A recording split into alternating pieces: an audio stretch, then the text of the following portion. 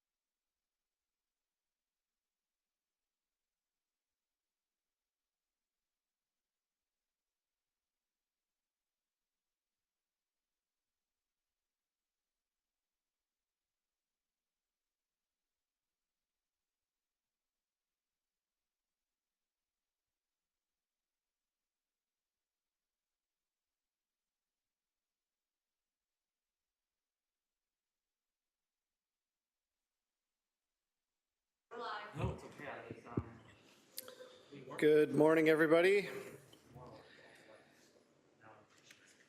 I'm calling this meeting of the Planning Committee to order for May the 2nd, 2023. Just a reminder that all electronic devices are to be switched to a non-audible function during committee meetings. This morning in chambers, we have Councillor Beattie, Councillor Cassar, Councillor Francis, Councillor Wang, Councillor Kretsch, Councillor Maureen Wilson, Councillor Alex Wilson, Councillor McMeekin, and myself. And online, I see Councillor Pauls and Councillor Taddison. Are there any changes to the agenda this morning, Clerk Kelsey? Yes, Chair Danko, there are changes. We have added communication 5.1 from Ties Theismeyer with the Royal Botanical Gardens respecting draft biodiversity action plan support, which is item 8.1 on today's agenda, with a recommendation that be received and referred to the consideration of item 8.1. Thank you. And just to make sure there's no confusion, I am in fact not Councillor Wang. I need a mover and a seconder to approve the agenda this morning. Moved by Councillor Alex Wilson, seconded by Councillor Cassar.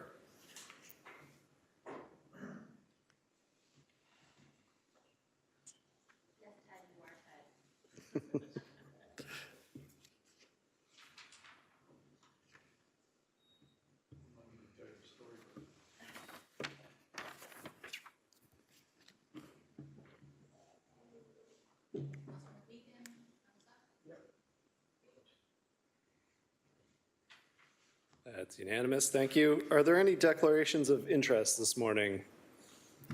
Not seeing any. For the minutes from April the 18th, 2023, mover and a seconder to approve the minutes as presented. Moved by Councillor Kretsch, seconded by Councillor Francis. All in favor or opposed?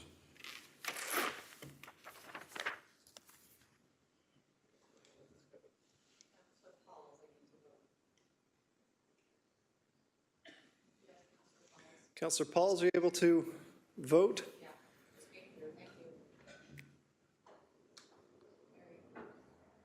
Thank you. That carries. On to item 8.1, some very exciting news for today, the Draft Biodiversity Action Plan. Does the committee wish to see the presentation? Yes.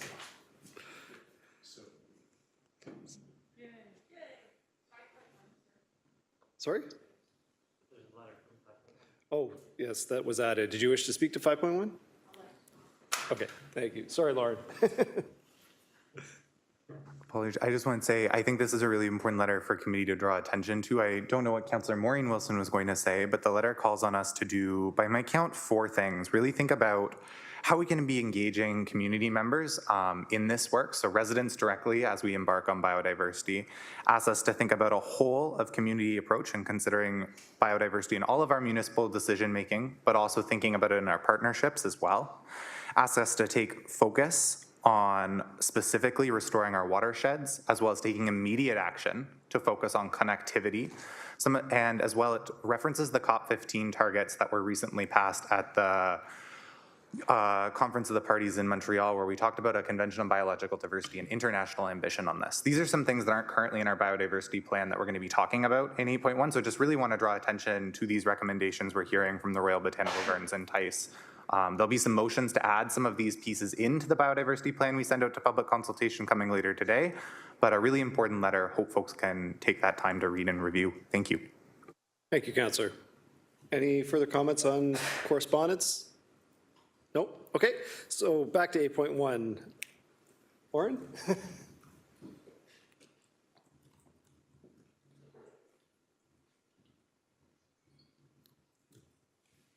And just seeing in my roadmap that letter 5.1 is referred to this item, so you can also speak to it during discussion later on.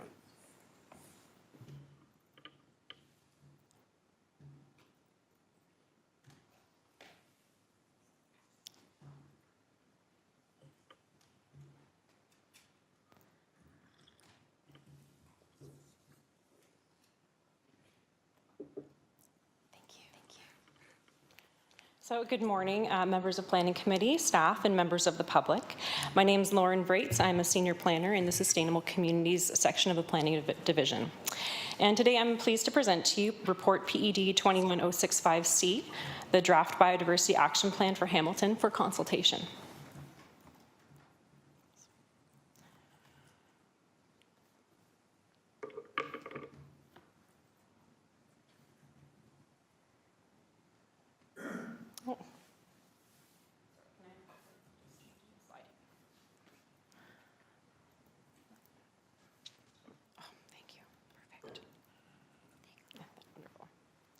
So I'd like to note at the outset of the presentation that the Draft Biodiversity Action Plan has been developed collaboratively between all of the organizations that you see on this slide.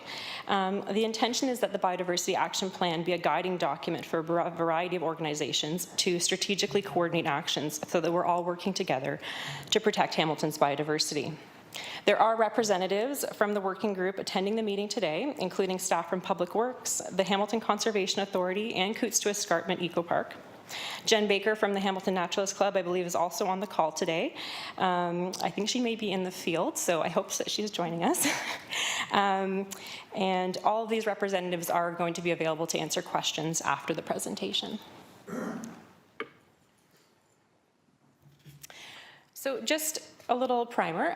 When we talk about biodiversity, what do we mean? So we're talking about the variety of life on Earth. So it includes everything from plants, fish, insects, bacteria, wildlife, and humans, because we are all part of nature as well. And there are three categories of biodiversity. So there's species diversity, which is the different types of species that are present in a region or habitat.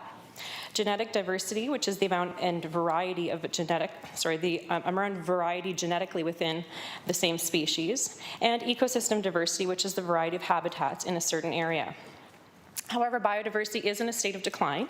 At the global scale, it's estimated that approximately 25% of all species and plant and animal groups are threatened.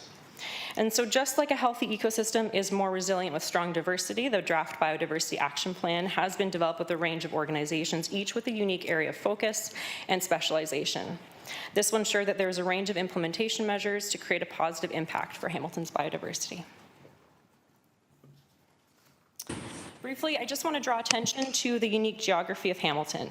Hamilton has Great Lakes shoreline along Lake Ontario, Coutts Paradise Marsh, the Niagara Escarpment, Dundas Valley, Beverly Swamp, Aramosa Karst, and many, many others across the urban and rural area. The map on this slide is a composite of the city's official plan, both rural and urban, the natural heritage mapping, and shows just how much of the city is recognized as being part of our natural heritage system. Core areas are natural features that are considered critical for sustaining local species and providing essential ecological functions, and these are such as woodlands, wetlands, and significant wildlife habitat. And to ensure no negative impact on these core areas, development is not generally permitted, and appropriate vegetation protection zones are applied to buffer these areas. So linkages are natural corridors which allow movement of species between core areas like hedgerows, streams, or hydro corridors. It's the intent of the policy and the official plan that linkages be protected, restored, and enhanced to sustain the natural heritage system wherever possible.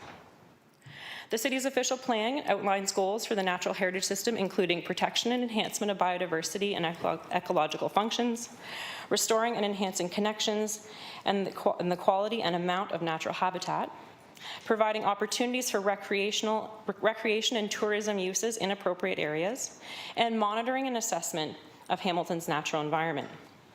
From a policy perspective, the development of the Biodiversity Action Plan aligns with the goals for the natural heritage system outlined in the official plans.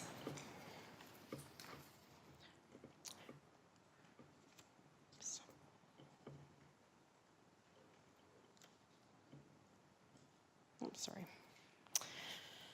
There we go, it stuck that time.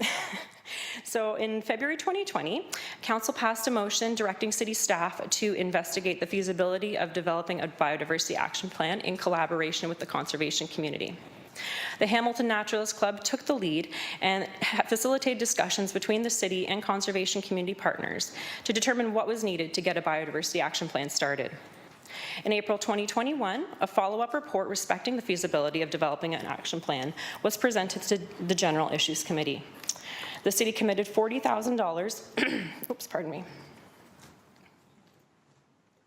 Here we go. The city committed $40,000 to the Hamilton Naturalist Club so that the organization could hire a dedicated coordinator to lead the working group through the development of the plan. In June 2021, just a little administrative note, the Biodiversity Action Plan was then referred from GIC to Planning Committee for future reports. And then in August 2021, staff brought forward the municipal contribution agreement between the city and the Hamilton Naturalist Club to distribute the funds.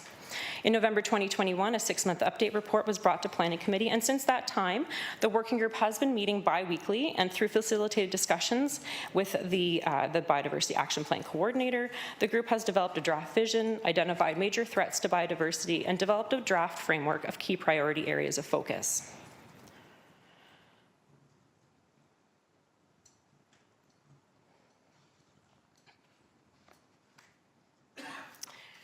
And today, the city and partner agencies are happy to present the first draft of the Biodiversity Action Plan for Hamilton. The draft BAP is, or BAP, I may slip into using that because it's a long word to say Biodiversity Action Plan sometimes. The draft document is attached as Appendix A to the report before you today and represents the efforts of the various working group organizations. It ultimately sets out a collaborative strategic plan for moving forward with coordinated actions to support Hamilton's biodiversity.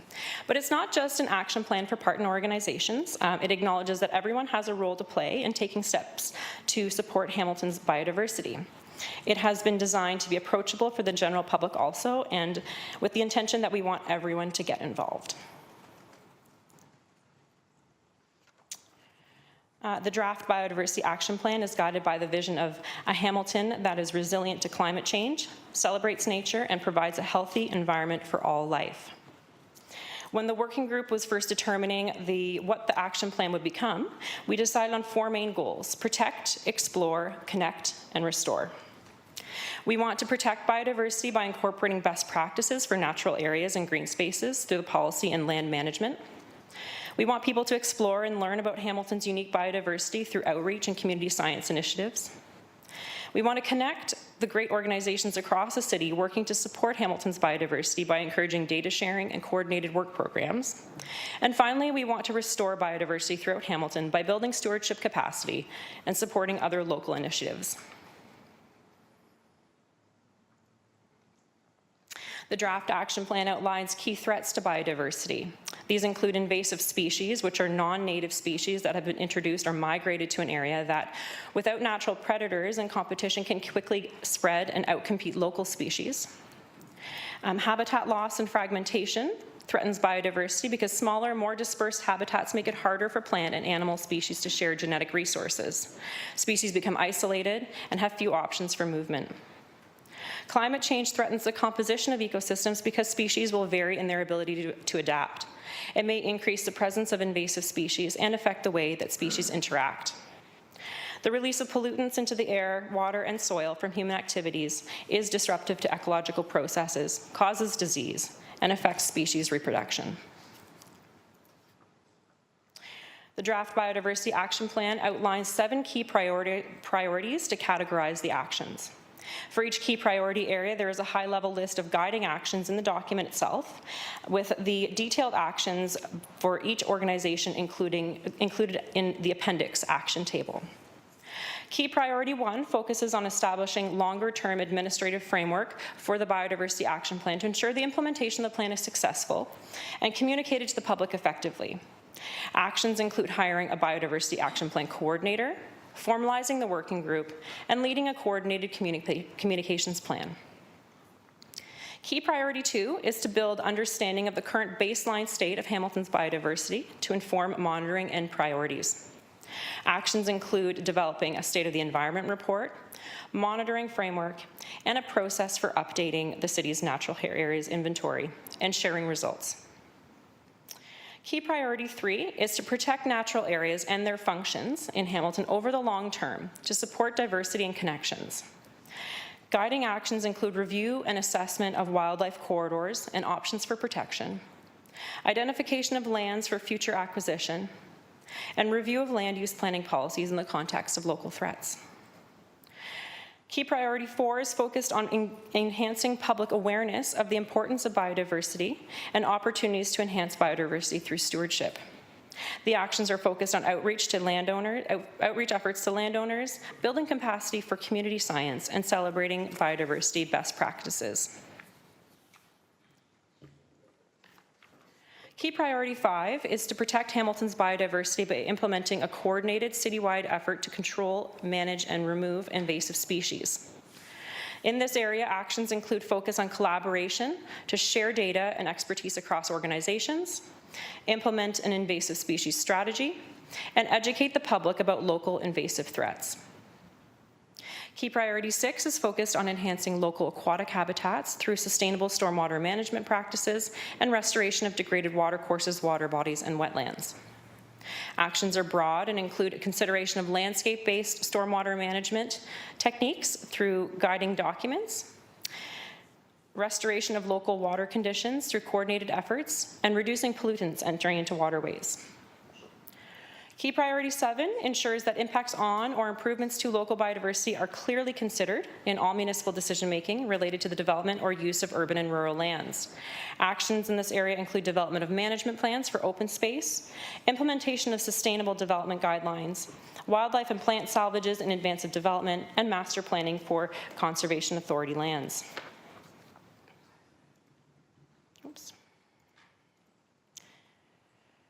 And the detailed action tables within the detailed action table appended to the Biodiversity Action Plan itself are organized by the key priority areas, and these actions are intended to be completed or significantly underway over the next 5 years.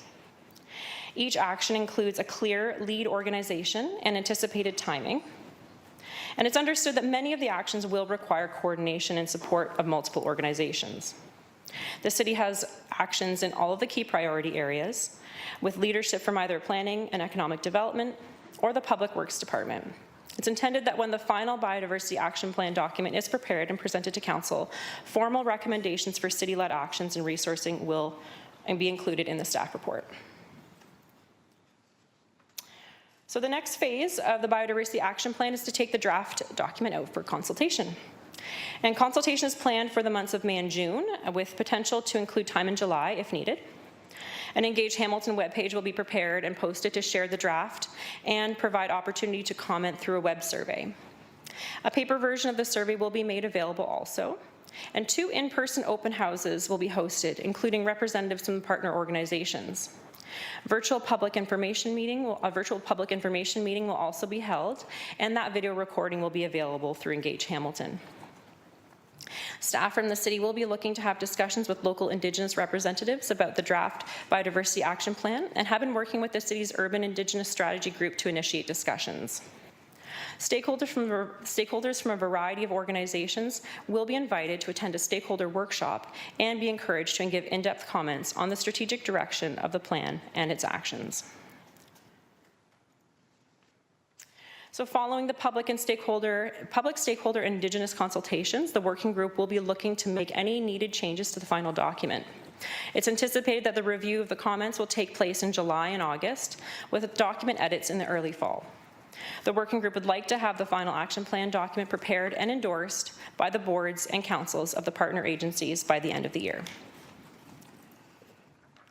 And that wraps up my overview of the draft Biodiversity Action Plan. However, there is an additional recommendation before you today through the staff report that the city sign the Montreal Pledge, which is the city's United in Action for Biodiversity, and it's attached as Appendix B to the report.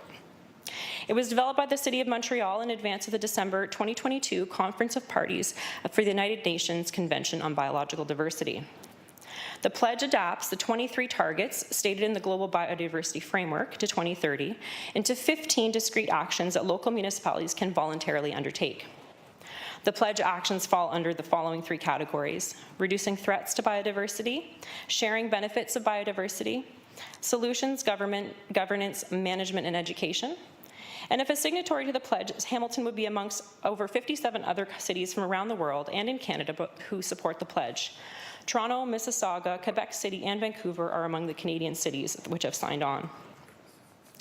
This pledge invites signatories to voluntarily track their progress on the commitments through the Cities with Nature action platform.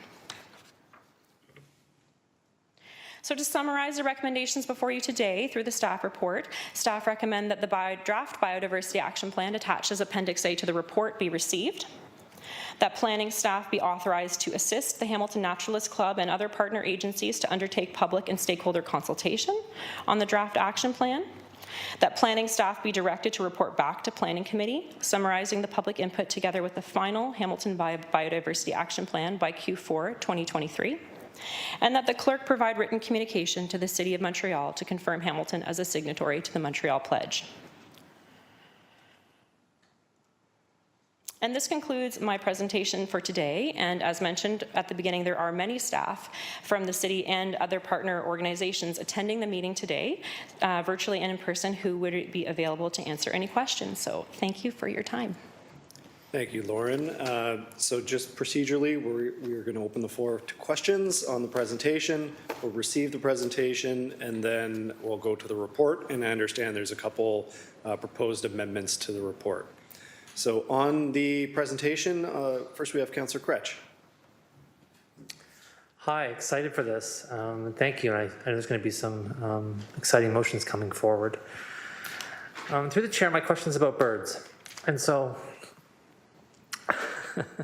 thematically on point as usual, birds, trees. Bird on it. So my question specifically is related to what you talked about in terms of biodiversity and how it functions in urban environments. And I really appreciate how what you did here was you said, hey, look, urban or rural, this is why biodiversity matters. And you've really, I think, given us a clear vision for a citywide understanding of what biodiversity means, why it's important, and why we need an action plan. And then I appreciate you also breaking these things out. What I kind of want to understand more, maybe you can give me some language or some tools to use, is when we talk about these little urban enclaves, right? So I consider them to be places where there are trees, and then we have invasive species sometimes that are there, that are home to little bird pockets or wildlife pockets, and how we're I guess how we're naming those things and understanding them. Because when you look in the broader context of the map that you provided, for instance, like you see this giant space where all these green places are, and then when you look squint, you see in Ward 2 there's like, bing, right? And so within that little area though, there are millions of, not millions, but there are many little pockets of like tiny urban forests. How are we understanding those and how are we tracking them? How are we including them in the Biodiversity Action Plan, targeting those for further development, et cetera? And I'll give you an example of where one is occurring right now. Along the Strong Greenway, we're going to be doing a canopy type thing to create a canopy along the underused space with some biodiversity that's going to be employed to do that. So how does this plan look at, address, classify, qualify, and think through those pockets?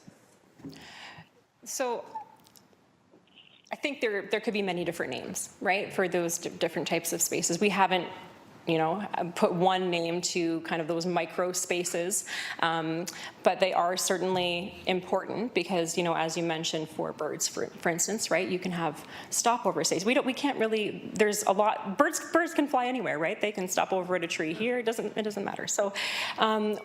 I think the benefit of the action plan and what we've been working on so far is that we have organizations around the table and we are looking to engage with further stakeholders who do work in those more in those smaller contexts, right? So whether it's community organizations looking to get involved in replanting or it's trying to reach everything. It's also trying not to be a document that's too overwhelming, right? And so the intention was that, the document is broad in some ways in terms of what it covers, but it's because we can't cover everything.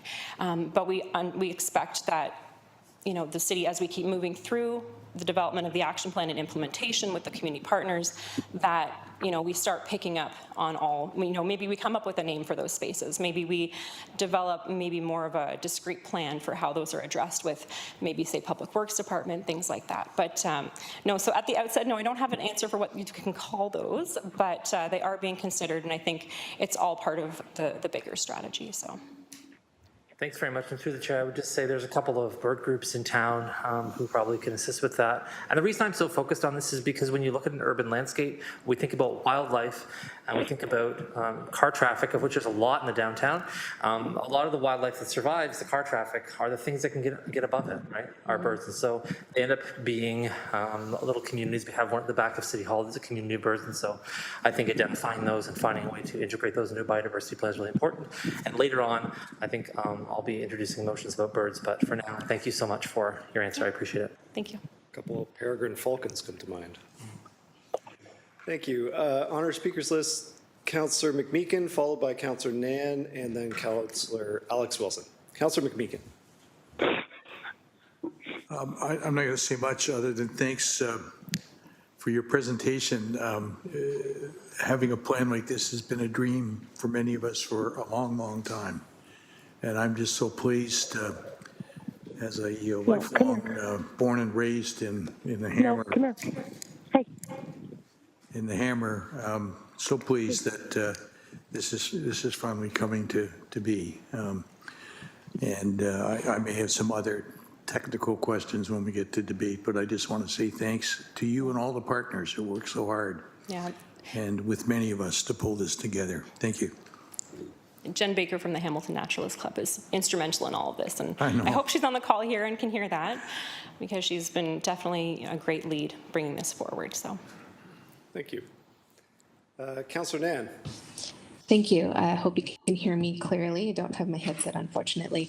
Again, through you, Chair, so excited to see a comprehensive plan in so much that it is covering off so many different aspects of biodiversity in the city and where we could be heading. And I know that there's a conversation coming forward about how we might be able to think about that in the context of the city of Hamilton leading around achieving biodiversity. I know that it's a bit of a theme over the last few months of convening together, but I did want to get a sense from staff when you're in your preliminary phase that we're in right now before going to consultation, what are some of the thoughts that staff and consultants have come to as it relates to the necessity of building out targets and integrating achievables and outcomes so that we have some accountability as a municipality in achieving change?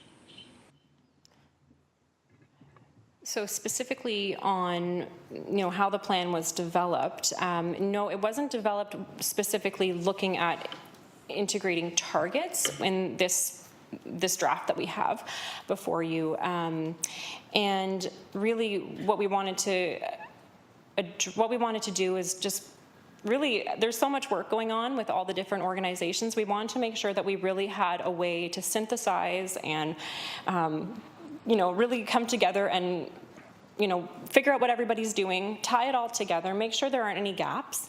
No, it doesn't include targets in there specifically, but it certainly is something that we can look at through the engagement process and through the public consultation progress if that's something that's desired. Thank you. And in the presentation, through you, Chair, you had mentioned the consultation pieces, and I just wanted to clarify what was said versus what was up on the slide, and I may have misunderstood something. It says clearly that we're going to go to consultation. That's going to include a public consultation, continuous ongoing discussions with our stakeholders, and then an Indigenous Nations consultation. And I thought I heard you say that there would be the input received from our Indigenous partners would be received prior to it going to further consultation. Did I misunderstand something there? I just wanted to get a better, clear sense of when we're talking about working with Indigenous partners, is that viewed from a consultation lens or is that viewed from a partnership lens? So At this point, it's a consultation lens, but moving forward through the consultation process, if there's a desire from the representatives of the different Indigenous communities to partner, and as we formalize, right now we're a working group, and there's been some ebb and flow of who's come and gone from our working group as people's, different organizations change. But, when we formalize this working group going forward, there's no reason why we can't include organizations that are not included in the working group right now, and other partners. So right now it's from a consultation perspective. We did meet with wildlife stewardship staff from Six Nations about a year ago, and we just had a brief conversation with them about where we were going and how we were framing the biodiversity action plan, and the feedback that we received then was kind of in line with what Councillor Kretsch has mentioned, is that consider all the spaces, right? Consider every space part of nature. Don't just focus on the big areas, focus on every area within the city, and that's guiding us going forward, that we have actions that deal with the large and the small, the policy and the on the ground, right? So we have a variety of actions that can address that going forward, and we certainly can add more. Thank you. And through you, Chair, so it's in that in the move towards formalizing the groups of folks who we're working with as a city, where relationship building is going to take place, is what I'm hearing. Yeah. Specifically with with Indigenous nations. Through the chair, that is correct. Yeah, through this consultation process. Okay, I would be hopeful to hear about how we're integrating Indigenous knowledge and integrating that in terms of our action points. And really maximizing our biodiversity from a place that centers Indigenous knowledge around biodiversity as well, and frames our approach both in a way that honors Indigenous knowledge and the scientific side of things as well. So really looking forward to hearing more about those details as well. And last question through you, Chair. I think Councillor Kretsch definitely pointed on it in terms of areas like Ward 3, where we have a deficit of biodiversity by nature of historical and legacy planning and development of this area. Those little pockets are so sacred, is the word I'll use, when it comes to inspiring our local community to take care of our environment that's visible, but also from the perspective of fostering biodiversity. So I'm looking forward to more details there in terms of how we might bring an integration of an equity lens to these neighborhoods that have unfortunately been paved over for generations now, and where we might be able to expand as much as we can in terms of what's within the city's realm, whether it is, right-of-way, reimagined right-of-ways, whether it is thinking differently about our passive green spaces, and also seeing what might be a more achievable target within the Bayfront industrial strategy, and bringing pieces around biodiversity into play that doesn't then continuously, that I guess doesn't harm further species. That's it. Just comments on that last piece, Chair. Thank you. Those are it. Thank you, Councillor. Councillor Alex Wilson. Thank you, and through the chair, just want to start off also being very, very excited about the ambition we're taking on, and understanding that we're building out a runway while also running on it, because we're in a time of crisis. And so while we're building out our plan, we also have to take action. And I think that's one of the things I'm just wondering if some of the folks who help build the plan, whether it's Jen or some other folks, are on the call. I'd be really curious, because it's not just this time cycle of the crisis that we have to contend with. We also have real constraints in terms of field biology, whether you're collecting seeds, we're working on cycles that are not in this room around this horseshoe. Are there early opportunities, is I guess my question is. We're building out a more strategic plan. Are there things that we just know are right enough for right now, given that if we don't kind of do things in this planting season, we have to wait 12 months. If we don't do things for that. So what I see are some urgent actions in this plan, 21 actions to say we have to do these things before we can build out a more comprehensive strategy. Having a working group, having a governance table, knowing what the areas of main concern are and our strategies direct them, that's all foundational work. And that needs to happen before we can get to a place of strategic kind of acquisition of lands or strategic invasive species removal or some of those other things. But I guess my question is, are there year one opportunities or year zero opportunities that we can move forward with while this is out for consultation, knowing that this is the direction we want to move? Through the chair, I want to see if Jen Baker is on the call and might be able to speak to that and the work that they do in the field. Jen, are you with us this morning? I don't have the participants list. Maybe Clerk Kelsey, if you can take a look. And we can take down the presentation too, if Baker. Jen Baker. Yeah, that's okay. Okay. Thank you. I don't know if staff want to, I acknowledge that the groups kind of come from community, or a lot of this has Right. come from community, but I don't know if it's still okay to pass on the question through you, Chair. Through the chair, if there is potentially staff from our parks group that are on the call, Andrea McDonald may be there. Oh, excellent. I've unmuted Jen so she can speak. And I see Andrea McDonald as well. Jen, are you there? Or Andrea, did you want to start? Yeah, good morning. Andrea McDonald here from Parks and Cemeteries. And I'm wondering if we could just have the question restated. Kara's also here to assist with any questions as well. Yeah, it was just an acknowledgement that this is a lot of new work for our city. And so we have to both acknowledge that we're in a time of crisis and work very, very quickly. And it's important to build out this strategic plan. But we also have the natural cycle, whether it's a growing season or things like that. Are there some year zero opportunities or opportunities right now that we can take advantage of while this plan goes out for consultation to really work with the public and show that we understand this is a crisis, we're building on our plan, and we're taking action today on day one? We'd like to start. Kara Bunn, Manager of Parks and Cemeteries. I can start with that. What we're doing right now is continuing on with some of our existing strategies that are already in place. We've been working very closely with a lot of partners like Jen Baker and her group and the Naturalist Club. We're continuing to support things like pollinator patches, ensuring that when groups come forward and want to do things, we provide that support to them. We've created a new Adopt a Woodlot program that's running, which is a new one for us the last year or so, which expands on the Adopt a Park program. So a lot of little steps like that. We have been monitoring and looking at invasive species. We've done small steps to deal with Phragmites and some of those species, but we're just taking baby steps right now. And so this plan will really help us focus and find funds to really organize and dedicate resources to a lot of these items.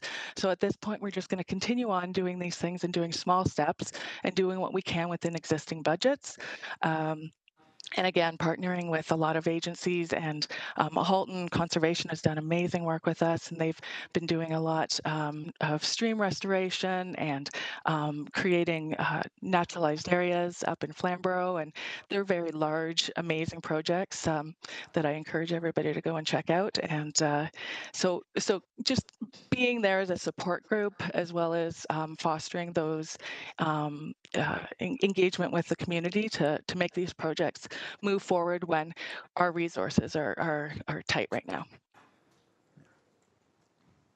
Councillor? Yeah, thank you.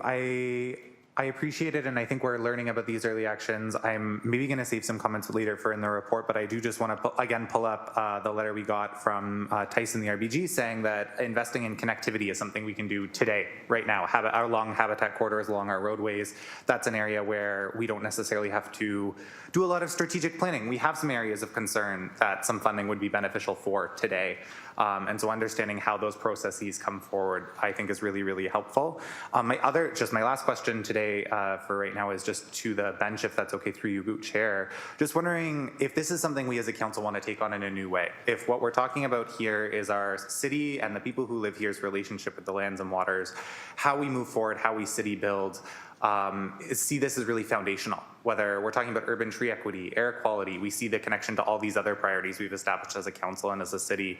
What types of signals do we need to give? Where does that come up, whether it's at a strategic priority sessions or something else, to say, this is it. Like, this is a pillar of our council priorities. This is a pillar of how we want to move forward. This is foundational work.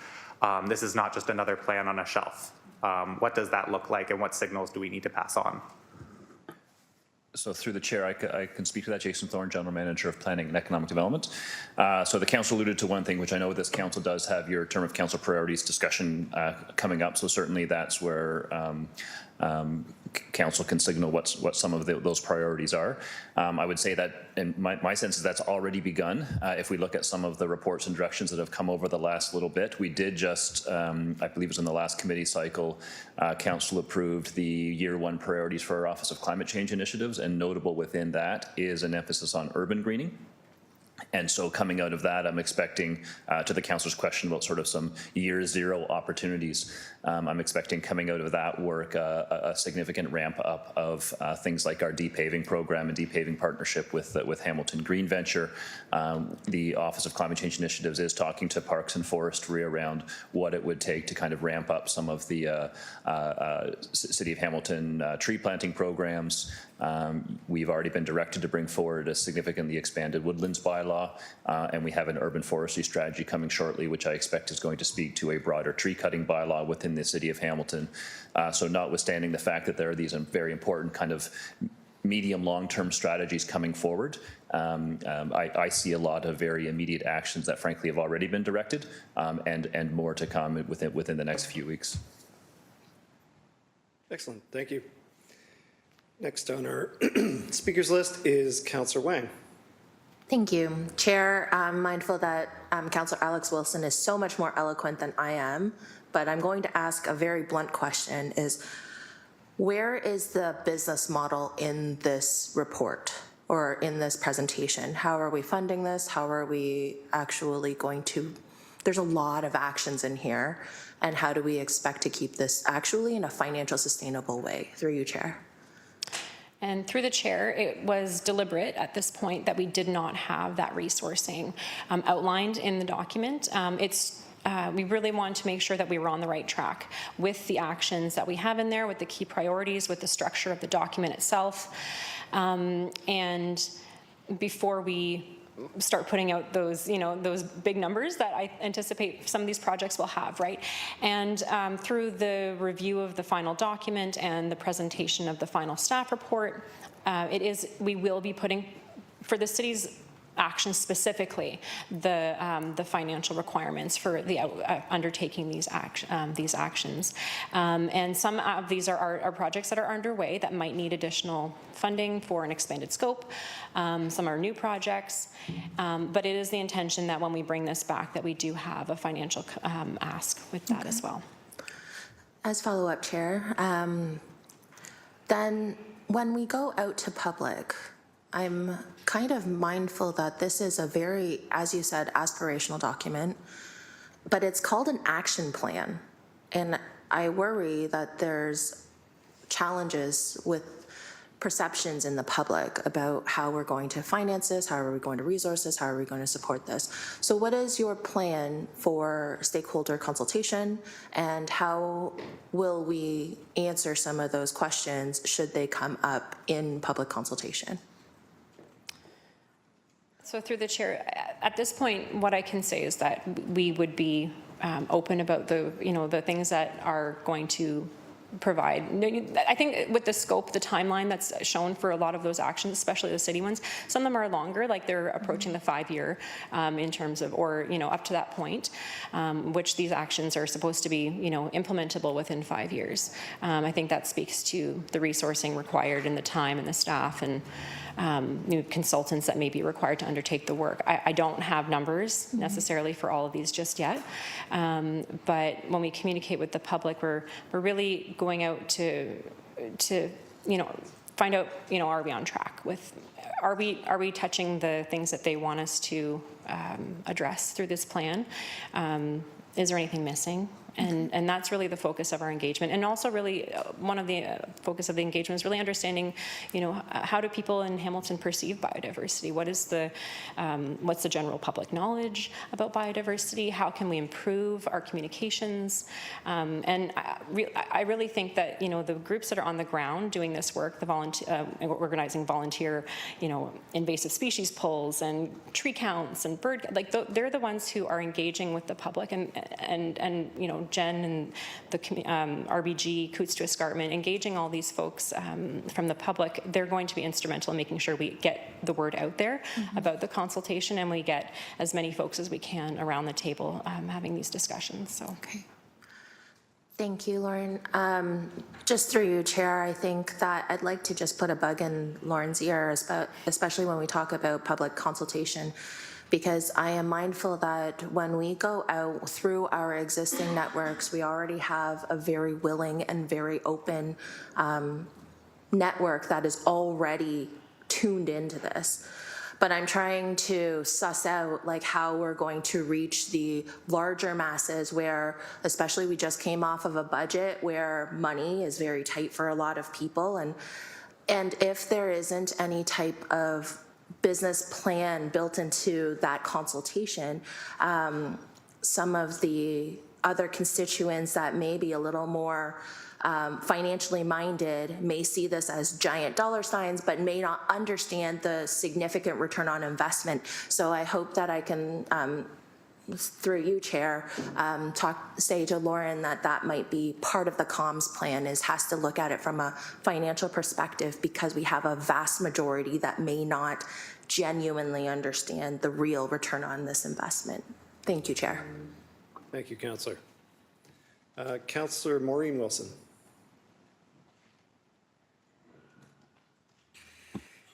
Thank you, Chair. Just an editorial comment at the beginning. It should surprise no one who knows her that Jen Baker is in the field right now and joining this meeting from the field.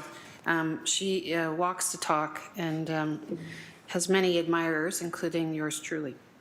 Thank you to Senior Planner Lauren for that overview. I always appreciate Councillor Wang's to the point questions.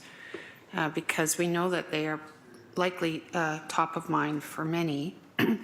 But for me, it is somewhat reminiscent of the conversation we had last term about climate change, which was, how will we do this? And I think the obligation is ours to say, in making a business case, it is not, we do all this stuff and we do this. It is, no, we have to do this differently, this way. And the business case is that in the absence of doing this, more and more species are collapsing, and we are going to be one of them at the end.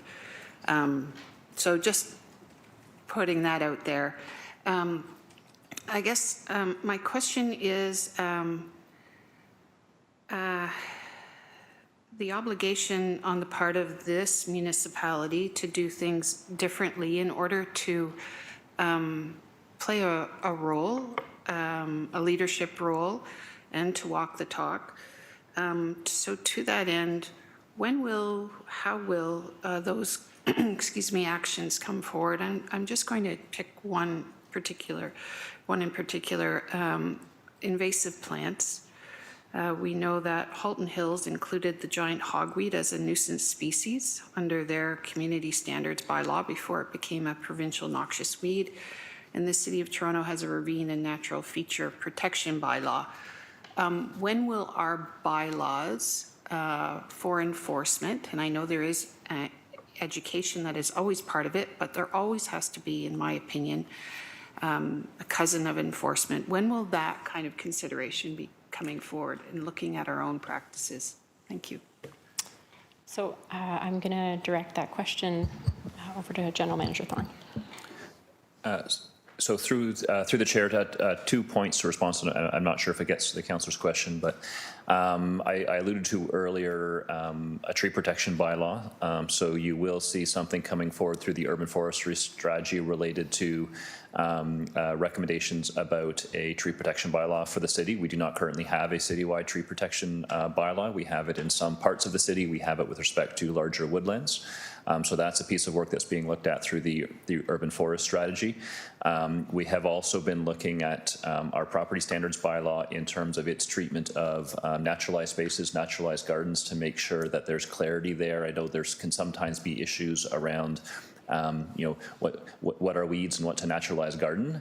This is an exercise we did a couple of years back where I think we've got a pretty good approach in our bylaw, but that is on our to-do list for later this year to make sure that the language in our property standards bylaw is clear with respect to not inadvertently prohibiting some of the naturalization pollinator type gardens that we're seeing more and more often around the city.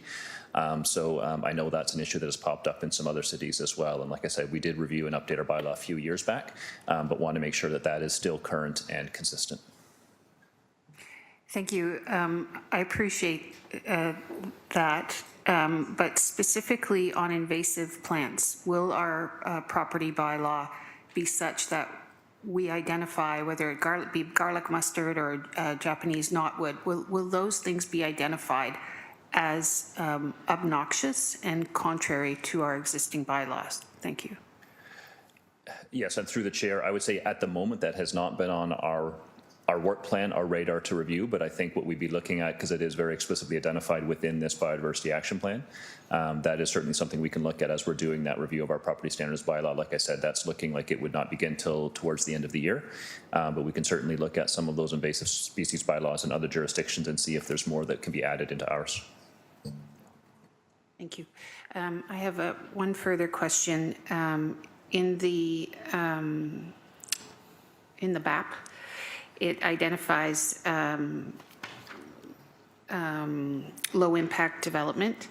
And again, the responsibility of the city to lead. I know I've asked this question in different ways before, but I'm going to ask it again. When will the implementation of low impact development in our own, say, park renewal practices? In Churchill Park, we're still completing the master plan, and it included intentional bioswales, large ones, small ones. It's very successful. It is a work in progress. But I would like to know, when will those become the standard practices in our park redevelopment plans? Through the chair to either Lauren or others. Through the chair, I think Public Works staff, if they are available, would be great to answer that question. Ashraf? Ashraf Hanna, Director of Growth Management and Chief Development Engineer. Through the chair, the low impact development guidelines are being finalized right now. It will be rolled out in the next couple of months, and it will support sustainable stormwater management applications within the city, as it will provide methodologies and standards for LID best practices to manage stormwater at the source, using vegetation and promoting stormwater infiltration and evapotranspiration. And the methodologies that will be presented as part of the LID guidelines will be applied at the watershed level, subwatershed level, as well as at site specific site applications for specific development sites. Thank you. That's really great to hear. I just want to make sure I heard you correctly on the timing, and you talked about development sites. Will the scope include the city's own development works and public works? Through the chair. The guidelines will be focused on applications on private property, not on city roads, if you will, like a city within city roads. That is green standards that will be applied as part of the complete street standards and policies. but the LID will be LID guidelines will be focused on applications more on the private side. So through the chair, Cynthia Graham has signed off, who could probably speak to the LID in parks. Through the chair, thank you. Cynthia Graham, Acting Director of Environmental Services. So as part of our standard practice, we do try and do as much low impact development as possible within the parameters of any project. We regularly use infiltration trenches, bioswales, and naturalization plantings where appropriate and supported as part of the design work that we're doing. When it comes to implementing more in the future, I think we would love to do this and look to the LID design guidelines that were developed for the development community as good practices for us to try and adopt going forward. Thank you, Chair. I won't belabor it, but it has always been my opinion that a public entity has a particularly heightened responsibility to lead if we're expecting private players to act according to publicly established guidelines, just like affordable housing.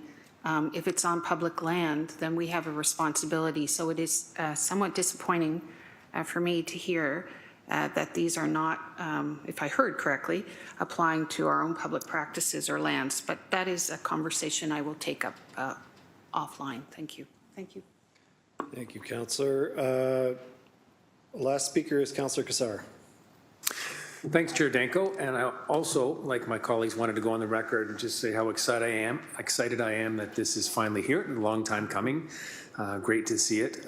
Just for the record, we are in the midst of the 6th great extinction, more than 1 million or as many as 1 million species on the path to extinction. So this is important.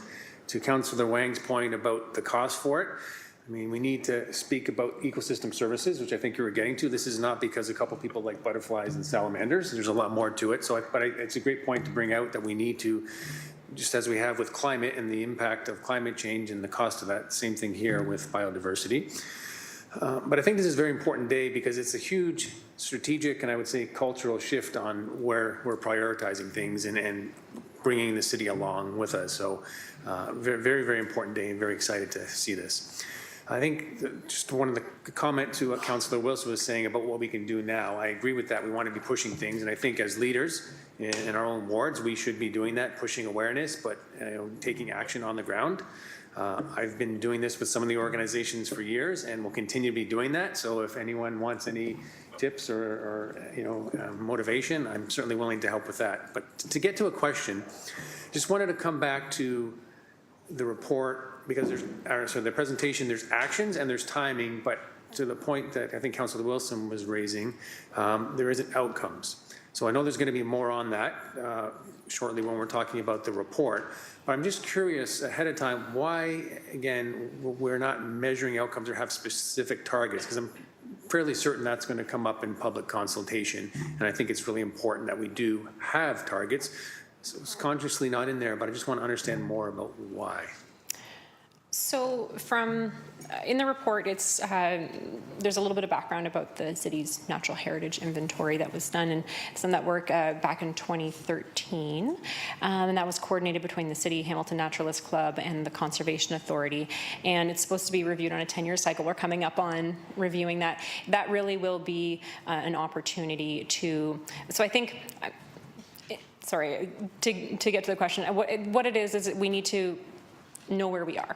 Right, we need to kind of understand, and then we can measure from that. So just looking back at the natural heritage inventory that was done in 2013, comparing that to what we would know, that was one of the approaches why we didn't have targets in there, because we really need to kind of uptake that assessment work again, and there is an action in there that talks about undertaking that natural areas inventory work again, so that we can see how things have changed. So I'm not sure if that directly gets the comment, but we were more looking at coordinating, like I said before, coordinating actions. It was a coordination document, coordinating the actions, making sure we're all on board and we understand what everybody's doing from the different organizations that are involved, but certainly can look at targets and including those in the final. Okay, thank you for that. That's all, Chair. Appreciate it. Thank you, Councillor Cassar. Councillor Wang, mind taking the chair for a minute? Just a couple questions from me. Really appreciate the presentation, Lauren, and all the work that's gone into the Biodiversity Action Plan. I kind of see this as an overarching strategy, vision for what we want our city to be. And I think that that then influences everything that we do as a city and everything that we expect, in the private sector as well, in private property. So it's really a transformative way of thinking. And I think we have a number of factors right now that are all kind of coming together. There's public support, there's public awareness, and there's also, I think, really overwhelming council support and staff support. So the timing just seems really good. There's a number of, and it's kind of been touched on already, there's a number of initiatives that are already started and are already underway. And I'm wondering how we coordinate those officially into the Biodiversity Action Plan. I'm thinking specifically about the Bee City initiative that's already started. There's been talk about the bird-friendly city that was raised earlier as well. They're very kind of related and intersectional. So is there an opportunity to combine a number of those individual efforts all together into, one overarching strategy? So through the chair, we recognize there's so many things that are happening with all the different departments. City of Hamilton has a lot of initiatives, a lot of programs happening within PED, within planning that we're undertaking. And I certainly agree that it would be, for the sake of everyone, very helpful to make sure that everyone knows kind of a place to go to understand more about what the city's doing to improve biodiversity. And no, it wasn't recommended it wasn't in the actions here to say specifically what that is, but I think through through determining the administration of this going forward and really formalizing how we undertake the Biodiversity Action Plan work, that's the opportunity to have the discussions for how we bring all these different work programs together and make sure that from the city's perspective that we're speaking collectively. Yeah. Excellent, thank you. Next question is kind of following along the thread that Councillor Wilson and others were speaking about the city's plans and policies that we're working under right now in different departments.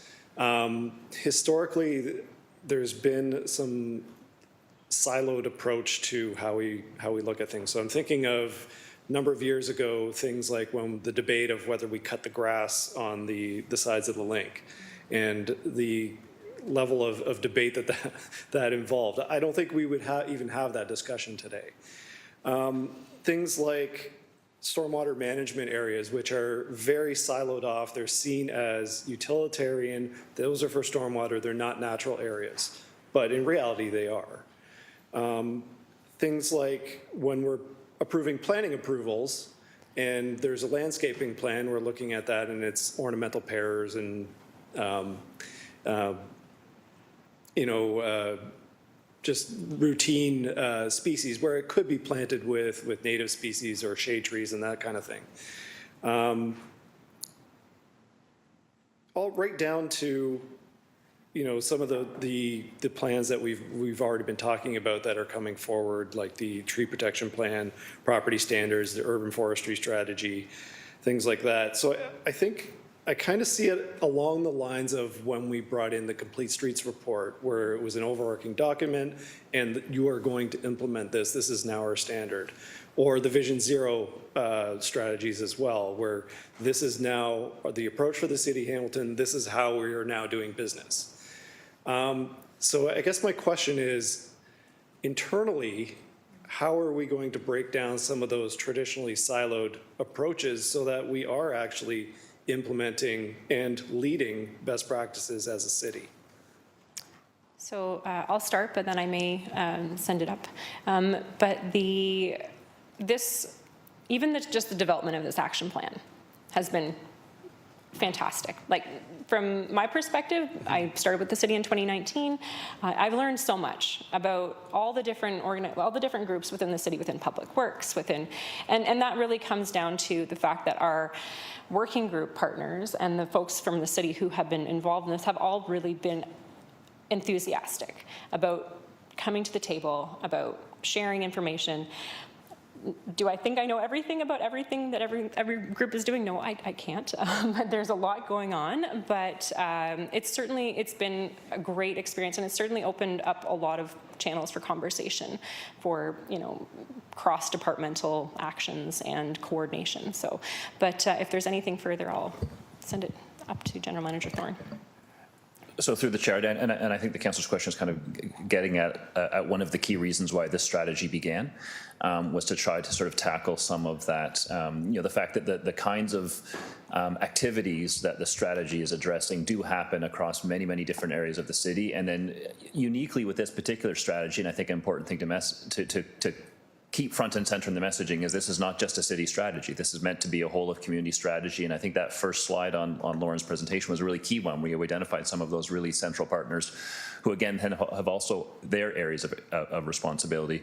And so this was really starting to kind of get that coordinated lens around all those different activities that we do. How do we kind of get them pushing into more of a common direction? Not to say that we don't have aspects of that already. We do have guidelines for how you do a landscape plan for a development application. We do have the low impact development guidelines and development that Ashraf spoke about. So there are these pieces. But the idea behind this biodiversity strategy, when it was first brought forward, was how do we kind of pull all of that together into a common strategy with a common sort of set of goals and priorities. So that's what we're trying to get to. I think the governance model for it is going to be a very interesting conversation, because, again, this is a little unique compared to even something like the Complete Streets guidelines that the councillor mentioned, which I think is a very good example of how we tried to do just that with respect to how we do road design. But in that case, it was really all within the purview of the city. This is going beyond the purview of the city. So what does a governance structure look like that recognizes the importance and centrality of some of those other partner agencies, but also community groups and the public in terms of all moving this forward? In that respect, I actually see it a little more similar to the climate action strategy, which did and is trying to tackle that same sort of thing. How do we bring forward a strategy that includes actions and priorities, not just for the city, but for the entire community? So that becomes kind of a bit of the governance challenge that we'll have. There's models out there. We've seen it with how the broad city tackled things like Great Lakes quality. And how we've started to look at things like climate change. I think we're going to have to look at a similar kind of approach for how we tackle something like biodiversity. Excellent, thank you. My last question slash comment, Councillor Nan raised earlier the Indigenous consultation and opportunities for partnerships. I think that's one opportunity or one area that I'm really excited about as well. I know, at Six Nations there is really excellent Indigenous knowledge and expertise on biodiversity, native species, and how to reintroduce what was originally planted here and bring animals and wildlife back. So I think that's one area that I'm really looking forward to further in-depth consultation and some of those official partnerships, because I think that's one area where, again, talking about the overarching impact of the Biodiversity Action Plan, it just touches on so many different aspects, and I think that's another really positive area that there's some great opportunities there. So I don't know if there's anything that you want to add that's more of a comment, but I'll just leave it there. Thank you, Chair. I'll take the chair back. So no further speakers. So did we have a mover and a seconder to receive the staff presentation? It was moved by Councillor Alex Wilson, seconded by Councillor McMeekin.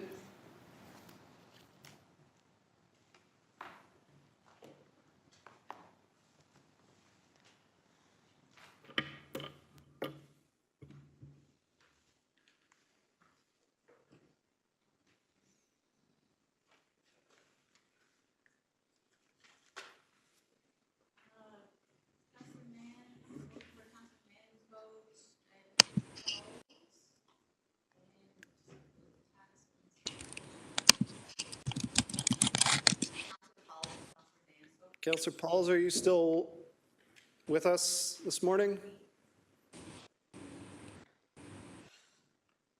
Doesn't seem to be.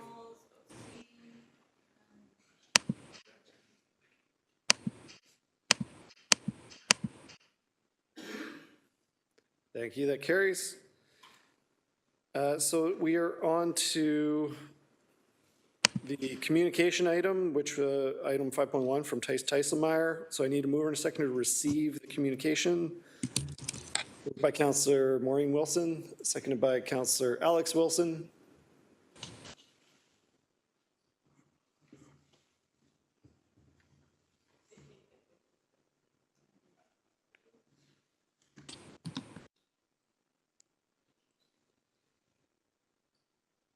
That's approved, thank you. And then on to the report, a mover and a seconder to put it on the floor, moved by Councillor Alex Wilson, seconded by Councillor Cassar. Debate or discussion on the report?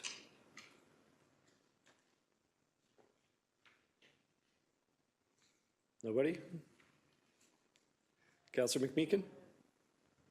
And I know, sorry, I know Councillor Alex Wilson had some amendments, so why don't you go first, Councillor McMeekin? Thanks, Chair. I'm just so grateful for this, and I've read through it a couple times. It's very detailed, very complex, lots of work to do. And I wonder, given some of the early discussions we had as a new council about how we ascribe values to things, building on where I think Councillor Huang was going, in terms of answering some of the more obvious questions for people who maybe aren't as ingrained in the thinking that of where we need to go. It would be important, I really think, Mr. Chair, to be very intentional about striving to describe in detail the values that we assign to our complex biodiverse communities. Simply put, not everybody gets it.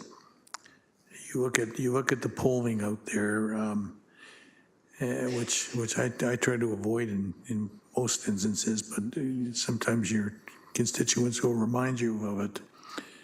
We find that climate change and climate issues, while increasingly finding passionate advocates, is not as popular as those who want to move quickly would like to see it. And I think a big part of that is we don't take as much time to articulate the value and the values that we see reflected. And you remember those discussions, Councillor Wilson's, about how we put a value on trees and the climate and all those things. I just think we really need to stay honed on that, because that's the success or failure of this is going to require participants, not spectators. Thanks. Thank you, Councillor. Councillor, I'm going to put you last, Councillor Wilson, if that's okay. Councillor Wang on the speakers list as well. Thank you, Chair. In this report, I do want to make note that there's something super cool, which is on page 9, it talks about the Hamilton Natural Areas Inventory. And I love that there is positive trends where things that we had never seen before, understanding that there are X number, 962 species of native plants, 6 new bird species have been identified. And I think that this is truly important and also part of what makes this so fundamental to how we drive our future strategies and our future thinking, is that data collection aspect of it.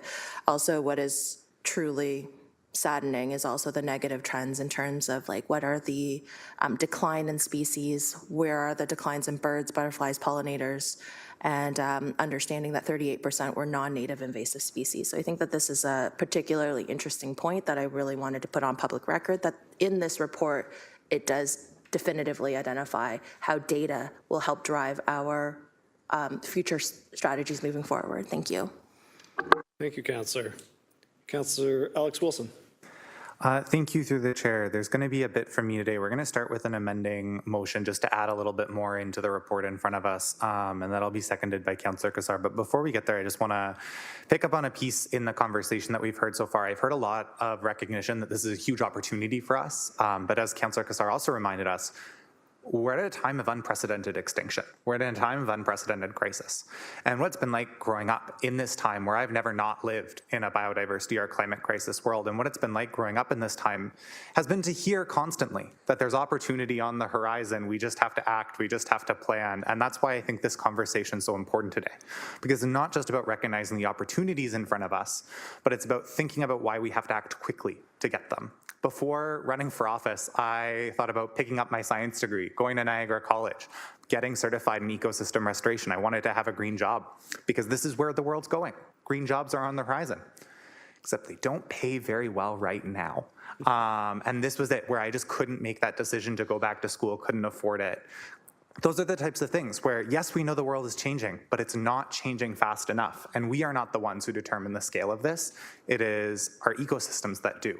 And so I think that's really important to keep in mind is when we're doing this big plan, we're thinking about how to move at the scale we've never done before, take on things in a whole community approach that expands beyond just our jurisdiction as a city. We have to make sure we don't lose time.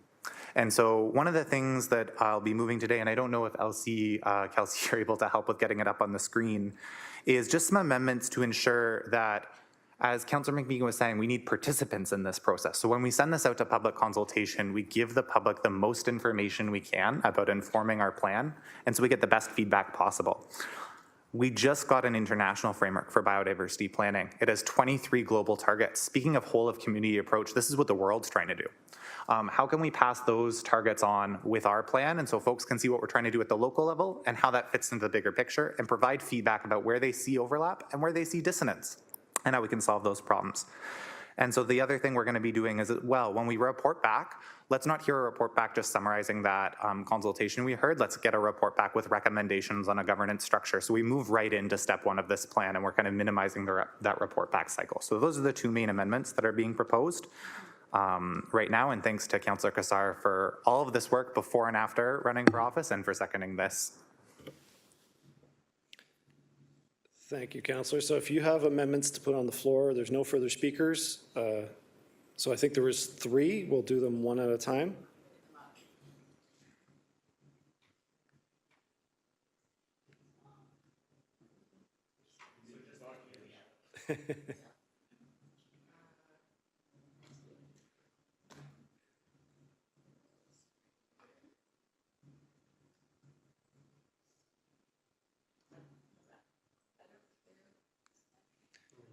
So I'll go to you, Councillor Wilson. You can introduce the first one. Thank you. And yeah, huge thanks to General Manager Thorne for helping these come to fruition, and for hearing some of this feedback last week, and for helping operationalize it into this language. And so just 2 additions to the existing report. So adding a recommendation, adding an action E and an action F. E, that the biodiversity plan partners include, as part of the consultation on the draft biodiversity action plan, the global biodiversity framework adopted at the 15th Conference of the Parties to the UN Convention on Biological Diversity, and that the partners seek input from the public on the potential for including the 23 targets of the global biodiversity framework as community-wide targets for Hamilton's biodiversity action plan. And then F, that as a part of the report back on the proposed final biodiversity plan, that staff include recommendations including staffing and financial impacts for biodiversity action plan governance and staffing structure that ensures a whole of community approach to implementation.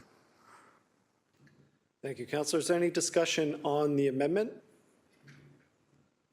Not seeing any. Councillor Wang, could you just take the chair for a minute? I have just a couple of really quick questions. Just first, because I'm not familiar with the global biodiversity framework, just question through you to staff, if they're familiar with that, and if that is in alignment with what we are doing here. So through the chair, I'll start, and then Lauren and Christine can kind of speak a little bit more specifics to the targets. Yes, it is something that was looked at. Some of the targets are much more relevant to sort of an international approach, but I think the spirit of Councillor Wilson's motion around seeing where there are opportunities to kind of reflect those, speak to those through local action and what can be done at the local level. So I don't think it's certainly not a cut and paste exercise, but it is making sure that our local efforts are tied to an international effort. But I'll ask Lauren or Christine to speak to a bit more specifically. So through the chair, just to add on to that, the Montreal pledge that was included as Appendix B, it does refer it does refer to the 23 targets. It really is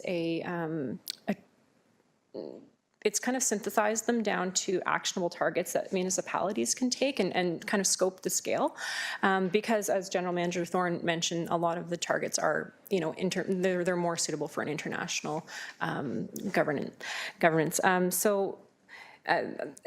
Really, I just wanted to provide that explanation that through the Montreal pledge that those would be kind of baked in there, the 23 targets, and but certainly we can look at the 23 targets from the Global Biodiversity Framework and including those in the consultation, and potentially looking at the language of them is very.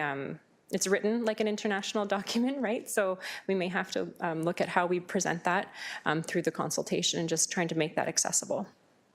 Okay, thank you. So, I definitely appreciate the initiative, happy to support it. I'm just a little bit cautious that when we're doing public consultation that there's an understanding of what is capable from a municipal perspective versus upper levels of government.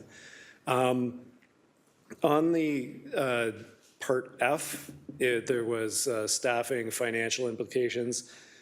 I think that's already included with the intention for the report back with the final biodiversity action plan Q4 2023, but we're just spelling out some of the details here, so I just want to make sure that those are compatible. Through the chair, yes, and yes, they are compatible. And again, as we understand the motion, it would be looking at financial staffing and governance. And governance will be sort of one of the trickier ones, given that this is meant as a whole of community plan with multiple parties. So that was sort of staff's intention, was to drill a bit more into those aspects as part of this consultation and the final report back. So having that specific clarity is certainly welcome. Excellent, thank you. So I'll take the chair back. The amending motion is on the floor, moved by Councillor Alex Wilson, seconded by Councillor Cassar. There's no further discussion. I'll call the vote. All in favor or opposed?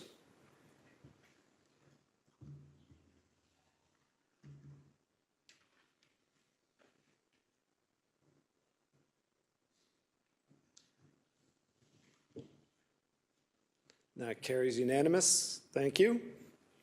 Your next amendment, Councillor Wilson.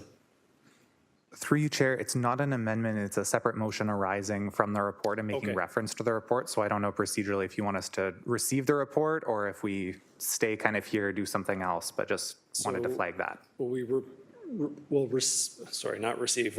approve the report recommendations as amended and then go to separate motions? Yep. Okay, so this vote will then be on the staff report, recommendations as amended, moved by Councillor Alex Wilson, seconded by Councillor Cassar. All in favor or opposed?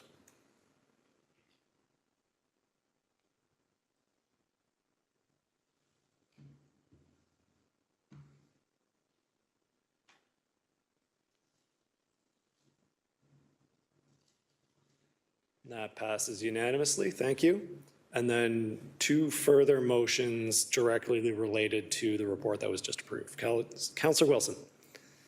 Thank you. Again, I think we have a real opportunity to act with urgency, understanding that we've just started taking on strategic action in a crisis. So some of these things that we just talked about doing in the plan, we know we're going to have to do regardless of the public feedback if we're serious about this journey.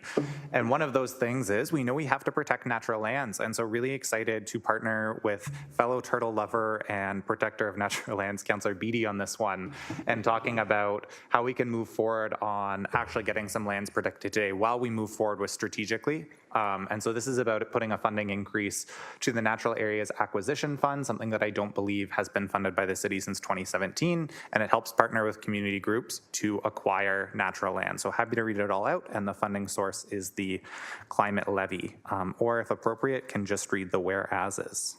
Oh, sorry, the therefore be it resolved.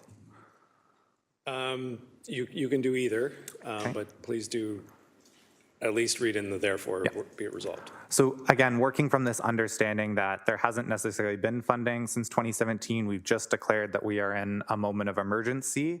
Let's get to work right now is my summary of the whereases, and so therefore be it resolved that $150,000 from the Climate Change Reserve, 108062 be allocated to the City of Hamilton's Natural Areas Acquisition Fund, and that staff be authorized and directed to initiate an intake for proposals under the Natural Areas Acquisition Fund based on the same Natural Areas Acquisition Fund strategy implementation guidelines previously approved by Council through Report PED 0907B.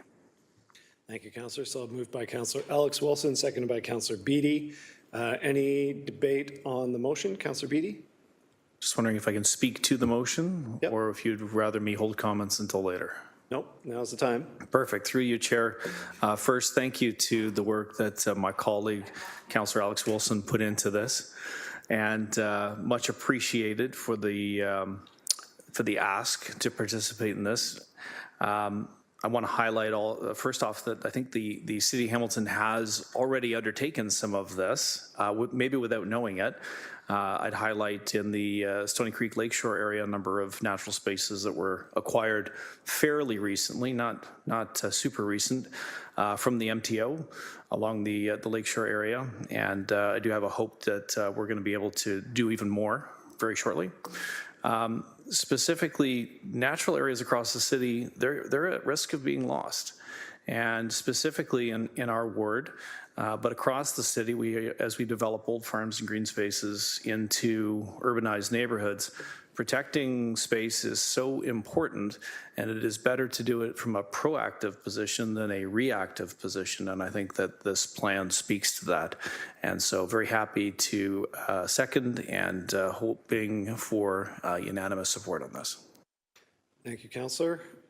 Any further discussion? Turn the chair over to you, Councillor Wang. Just a quick comment from me. Really do appreciate this coming forward. I think thinking of some of those areas that have been acquired, the Turtle Ponds comes to mind. It's an area that is not developable because of its natural features, but at the same time, it just kind of languishes in this state of it's a natural area, but it's not maintained, it's not used in the way that it could be. And I think there's a real economic potential to some of this as well, because if the city is looking at acquiring natural spaces, on a protection basis, they can also perhaps be part of the park system, part of recreational use, and just the overall amenities of our various communities. So very supportive. Thank you for bringing this forward. Take the chair back, and we'll call the, Councillor McMeekin. Thanks, Chair. Just briefly, remember many years ago struggling with a complex issue.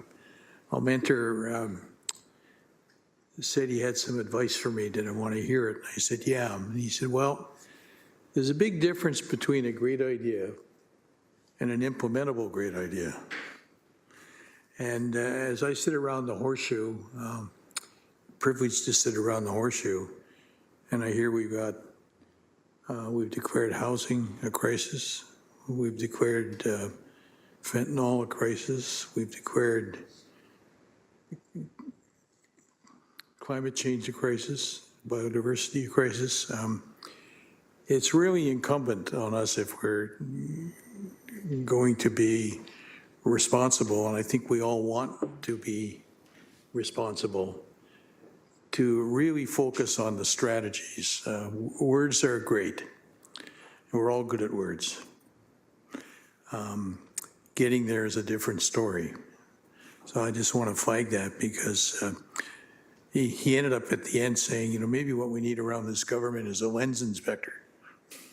Anyhow, enough said. Thank you, Councillor.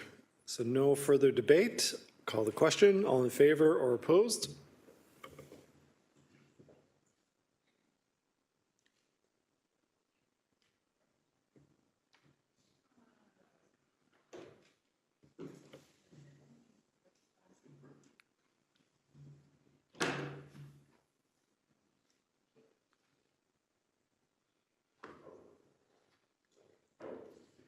That carries unanimously. Thank you.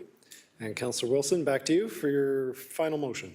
And again, just really want to, while I'm plugging in my computer, thank GM Thorne for having the conversation, helping move this forward, and I think really understanding the desire to act with urgency and understand we can condense some timelines. And that's what the purpose of this third motion here today is.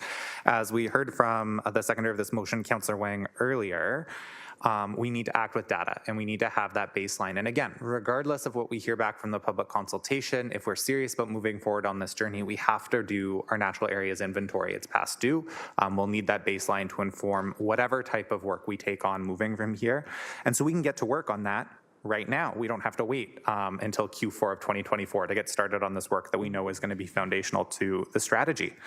And so with that in mind, and given that it's been about a decade of the 10-year funding cycle since we've done a natural areas inventory, moved by myself and seconded by Councillor Wang, therefore be it resolved that $200,000 from the Climate Change Reserve, that's 108062, be allocated to support the updating of the natural areas inventory for the City of Hamilton through field work during the next 2 to 3 field seasons, with the goal of producing an updated natural areas inventory report by 2025 or 2026, and that city staff work with the Hamilton Naturalist Club and other biodiversity action plan partners to develop the scope and terms of reference for updating the natural areas inventory, including the identification of other potential funding partners. And finally, that the General Manager of Planning and Economic Development be authorized to enter into the necessary agreements with the Hamilton Naturalist Club and any other biodiversity action plan partners as required for the implementation of the natural areas inventory. So doing the inventory. Thank you, Councillor. Is there any discussion on the motion before us? Not seeing any. Councillor Wang, if you take the chair, I have one quick question. So again, just really appreciate some concrete actions coming forward. My question is just on the Climate Change Reserve. I believe that's the reserve that this council just approved in the 2023 operating budget. What was the balance of the reserve? Is it 1.2, 1.5? So through the chair, the contribution in this year was 2.5, and that's an annual contribution. There was, I believe it was $1 million also dedicated last year. And at the moment, there's only been a couple of small projects approved off the reserve. There's a couple more actually in front of GIC tomorrow, I think. But yes, the annual contribution for this year was 2.5. Okay, thank you. Good to see us putting it to work. So I'll take the chair back. If there's no further discussion, we'll call the question. All in favor or opposed?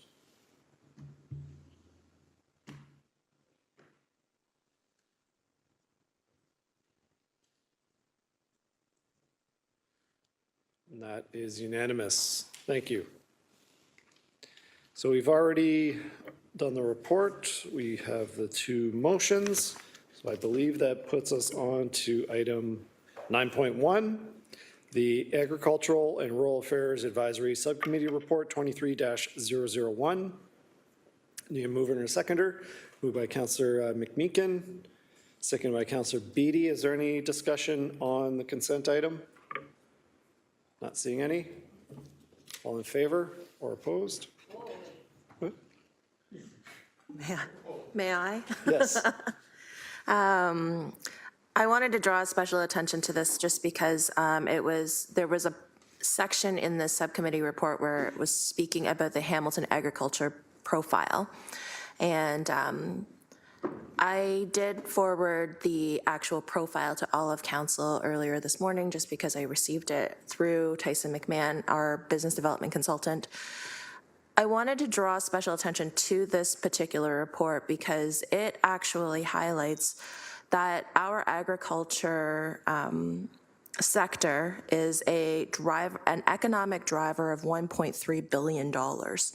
In this report, it also speaks about the future of agriculture, food production, of which it actually speaks about a data collection aspect of it and how they're using different parts of data to drive the future and evolution of farming and agriculture, which I think is particularly interesting as we're speaking about what are the infrastructure needs for the future of rural and the future of agriculture. And I'm particularly mindful that we just saw that Councillor Brad Clark has put a notice of motion forward about rural broadband. So I think that as we're speaking about how all of these different infrastructure asks are coming forward, I think that we do need to be, as a council, the leaders in which how we're pulling all of these different pieces together and why they are necessary for the future of our workforce, the future of our industries, and the future of how we see, and again, back to what we just talked about, how we see Hamilton moving forward. So this is why I wanted to make special mention of this particular report, and I hope council will take a look at this report and see how important it is to how this particular industry sector is going to drive the future of Hamilton. Thank you, Chair. Thank you, Councillor Wang. Thank you for highlighting that agricultural land is more valuable than just growing McMansions. And I did see our friend at Starlink is on sale right now for rural communities for $200. Councillor Beattie. Thank you, Chair, and through you. First, thank you to the urban councillor for giving such a glowing highlight of rural issues. Very much appreciated and eloquently put, Tammy. Thank you so much. I had the pleasure of sitting in on the Rural and Ag Affairs Subcommittee when this was presented, and to mirror the comments from my Ward 4 colleague, a $1.3 billion industry right here in Hamilton, and we don't talk nearly enough about it. We talk about the things that come to mind when we think of Hamilton. We talk about steel, we talk about healthcare, we talk about creative industries. We don't seem to highlight the ag industry nearly enough. And when you combine that with some of the value-added propositions that take place, our agri-food service industries, there's a big component of Hamilton. I almost would suggest that we're one of the larger farm communities in the province, and we don't highlight that nearly enough.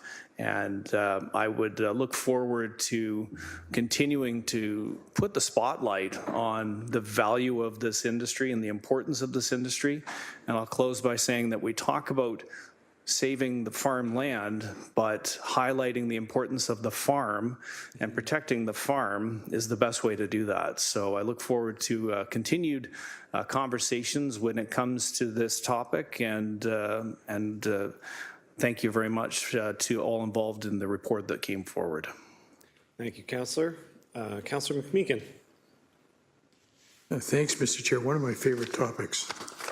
And I want to shine another spotlight on the agri-food sector.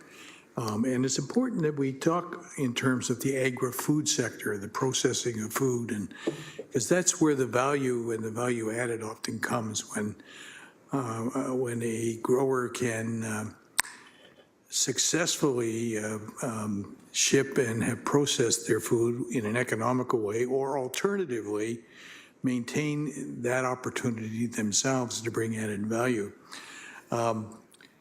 The agri-food industry is the largest contributor to Ontario's gross domestic product. It's over $36 billion. According to the OFA, Ontario Federation of Agriculture, farming across Ontario employs some 814,000 people. The average age of the farmer today is 58 years of age, which is a concern in terms of succession planning. That's the other aspect we need to be looking at with business succession planning. Locally, we're seeing quite a dramatic increase. I think it's now up to just under 25% of the goods that are being shipped out of the Port Authority are agricultural products. Now, 5-10 years ago, that would certainly not have been the case. Finally, the only other comment I would make is for far too often, and I'm being dramatic here for a reason, Rural parts of our community have been seen largely as a Hudson's Bay outpost, just waiting for the next developer to come along and plant those homes that you referenced. We need to focus, and Councillor Wang, thank you. We need to focus on developing unique rural economic development strategies, because the rural community, farmers not only feed us, but they need us, and we need them. And the sooner we can keep at that in a collaborative, shared sense of purpose way, the better off we're all going to be. Thanks. Thank you, Councillor. So seeing no further discussion on this item, I think I had a mover and a seconder. All in favor or opposed?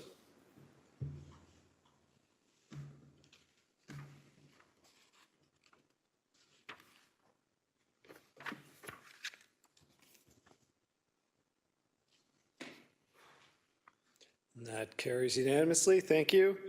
So we're moving on to our public hearings. The public has been advised how to pre-register to be a delegate at public meetings on today's agenda.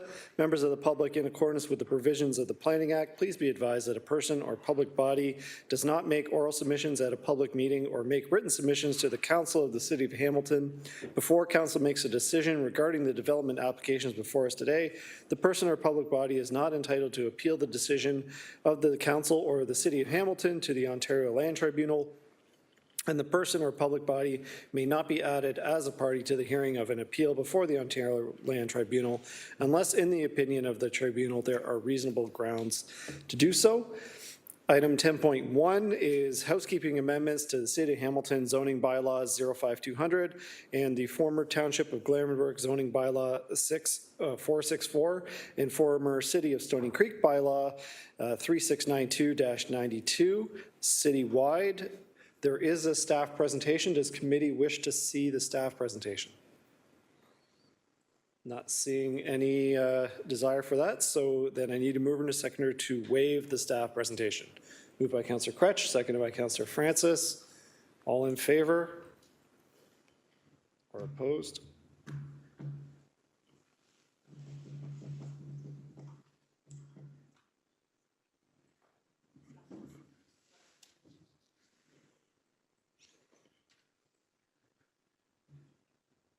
That carries 9-0. Are there any members of the public that wish to speak to these housekeeping amendments? Going once? Any members of the public wishing to speak to item 10.1, housekeeping amendments for the City of Hamilton, Township of Glanbrook, and former City of Stony Creek? Going twice? And finally, any members of the public wishing to speak to item 10.1, housekeeping amendments for a third and final time? Madam Clerk, no members of the public indicated they wish to speak, so I need a mover and a seconder that there were no public submissions received and that the public meeting is closed. Moved by Councillor Kretsch. Second by Councillor Francis. All in favor or opposed?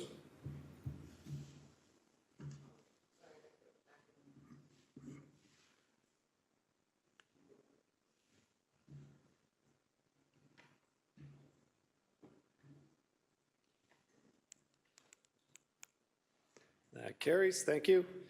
And then finally, mover and a seconder to approve the report recommendations. Moved by Councillor Kretsch, seconded by Councillor Francis. All in favor or opposed?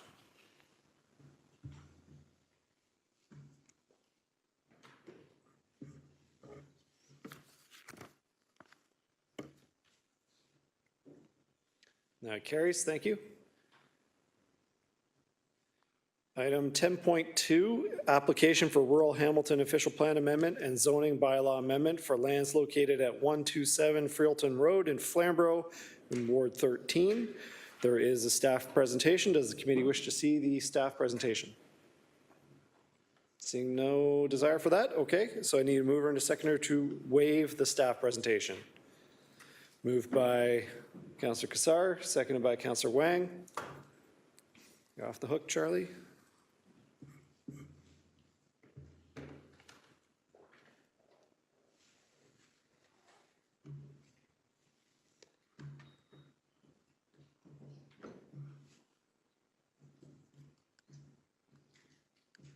Thank you. That carries.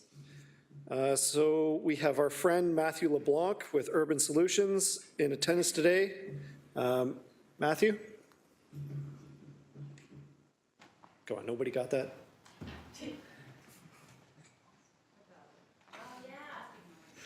The friends thing. So good afternoon, members of committee, staff, and any members of the public in attendance. My name is Matthew LeBlanc, and I am a planner with Urban Solutions. I'm here on behalf of the owner of the subject lands, Mr. Brian Didiadato. And first off, I'd just like to thank Charlie Toman for all of his hard work on this file, and Devin Morton, who started off with the file before him. We have had the chance to review the staff report and are in full agreement of the recommendation for approval. I do have a brief presentation prepared, but in the interest of time, I'm prepared to forego that and answer any questions that anyone might have. Thank you. I did hear that you're in support of the staff report. And is there any questions for the owner's agent? Seeing none. Okay, thank you, Matthew. I need a mover and a seconder to receive the delegation. Moved by Councillor Wang, seconded by Councillor Francis. Thank you, Matthew.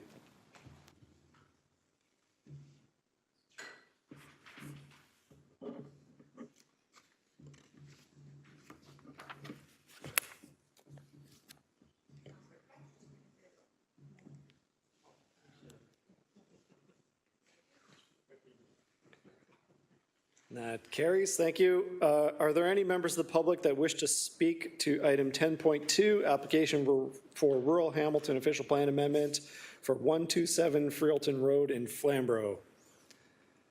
Seeing none. For a second time, any members of the public that wish to speak to item 10.2 for 127 Freelton Road in Flamborough? And a third and final time, any members of the public that wish to speak to item 10.2 for 127 Freelton Road? Nope. So then I need a mover and a seconder to, that there were no public submissions received regarding this matter and that the public meeting is closed. Moved by Councillor Alex Wilson, seconded by Councillor Beattie.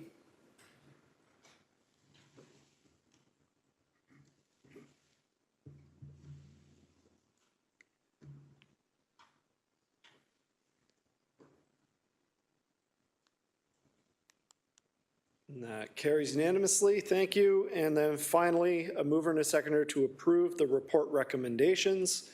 Moved by Councillor Alex Wilson, seconded by Councillor Beattie. Is there any discussion on the recommendations? Seeing none, all in favor or opposed?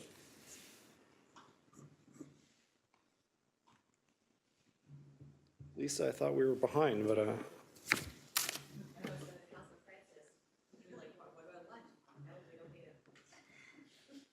is the market open today? It's Tuesday, the answer is yes.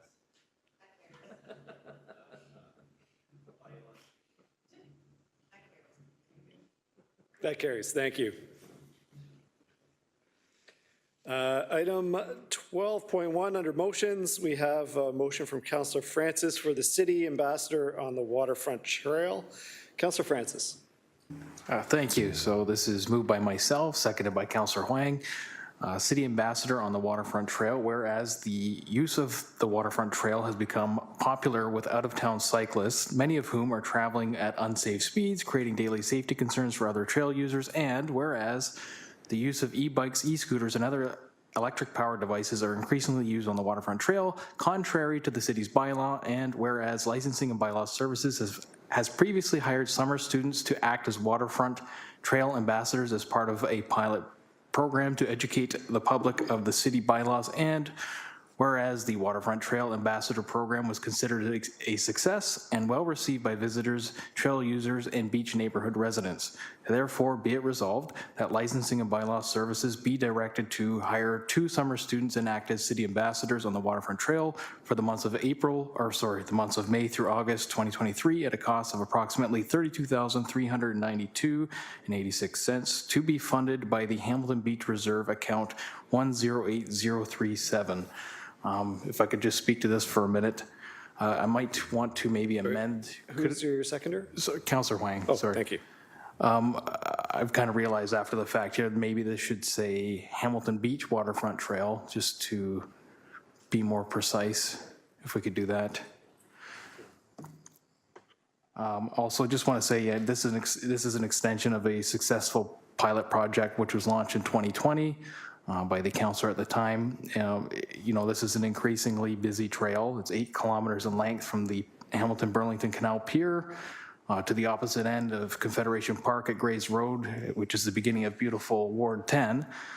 It's quite possibly one of the most visited places in Hamilton. There are rules and signs posted along the path, the entry, along the path and the entry of the path, all the entry points actually. You know, there's, the signs say, you know, things, I'll read a few of them out here, you know, no speeding on the trail, speed and aggressive behavior endangers trail users, no e-bikes, give audible warning when passing, keep to the right, pass to the left, yield to pedestrians, watch for children and pets, have your dog on a leash, do not litter. You know, signs are great, but often people don't follow them. The general goals of this is to improve overall safety and enjoyment for Hamilton's city waterfront trail, the Hamilton Beach Waterfront Trail, educate the public on trail etiquette and the City of Hamilton's Municipal Parks bylaw.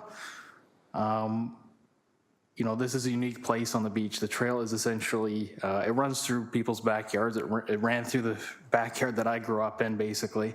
I've personally witnessed dangerous situations occur. There's children running around playing. Dogs can be unpredictable. Cyclists and rollerbladers moving around at a fast speed. It presents a lot of unique challenges and safety concerns. So I want to make it clear that this is a bylaw there to enhance the experience for residents and visitors. I know they've issued a couple tickets in the past for some unsafe incidents, but the point of this is to enhance the experience for folks. The residents in Ward 5 are very pleased with the success of this program. Myself and my residents believe this is a small price to pay to keep our community safer. Having bylaw act as an ambassador, and a friendly reminder to folks to follow the posted rules. It's invaluable. Thank you. Thank you, Councillor. On our speakers list, I have Councillor Cassar, followed by Councillor Kretsch and Councillor Maureen Wilson. Councillor Cassar. Thank you, Chair Danko. Support the spirit of this, absolutely. I just have questions around how, I guess the ambassadors were mentioned here were there in 2020. Is that been continuous since then, or was it just that year and then reinstating it this year? So I'm not sure who can answer that. Councillor. Certainly a change. Monica Cirillo, Director of Licensing and Bylaw Services. It's been an ongoing program every year since 2020. So this would be the 3rd year that it would be implemented. Okay. So this is being funded from the Beach Reserve account. So has that been the historical funding, and is that sustainable? Through the chair. Through the chair to the councillor, yes, that is the fund. It's been utilized since its inception, and there are enough funds in order to cover it, yes. Okay. Then just about the process and how these 2 summer students would go about as in the role as ambassadors, what kind of work are they doing? And if you could also just touch on the feedback that it's been seen as successful, just to kind of connect the dots on them being there, the outcome from the community has said it's been successful. What are they actually doing? Just help visualize it for us, please.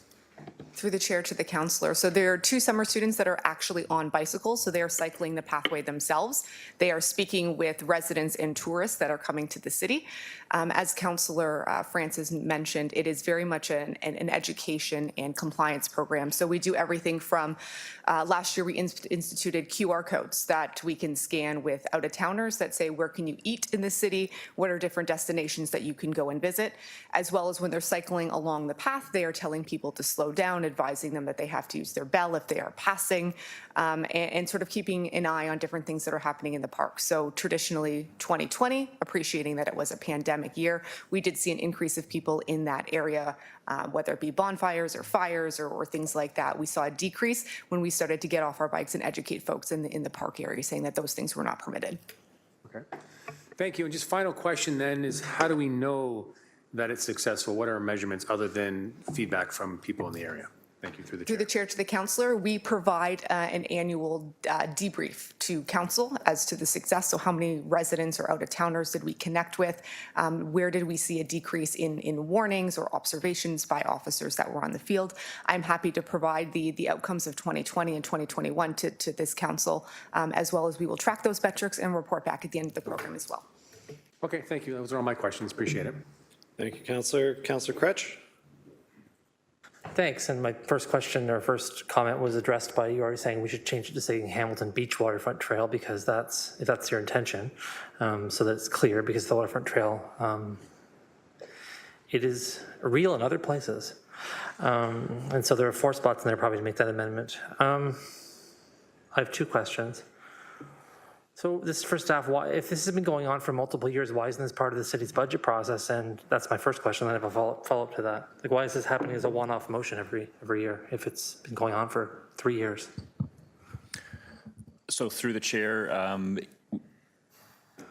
it's been brought forward each year as a motion with just a implement it for the year. If council wants us to do sort of a after 3-year evaluation with a report back as to whether it should be built into operating, we would be happy to do that. Yeah, I'm not. Yeah, like I'm happy to amend this to have a report back, but because I think that when we're making these kinds of investments, like there's a lot of words in this that are interesting, right? Let's like take one word out of there. The word ambassador, for instance, right? The way we look at this is like hiring summer students to be kind of like bylaw officers, but also to do some kind of tourism thing, but just in this one section of the waterfront trail, just in Ward 5, year after year after, like it doesn't make sense to me as a way to understand how we are engaging with people in our trail system, how collectively citywide we're doing that. So I think that's the kind of report I would look for is like, okay, great, this is maybe having this impact here. What's the feasibility of doing this elsewhere? Why just here, and so on. That's my concern about like a one-off motion that comes forward every single time.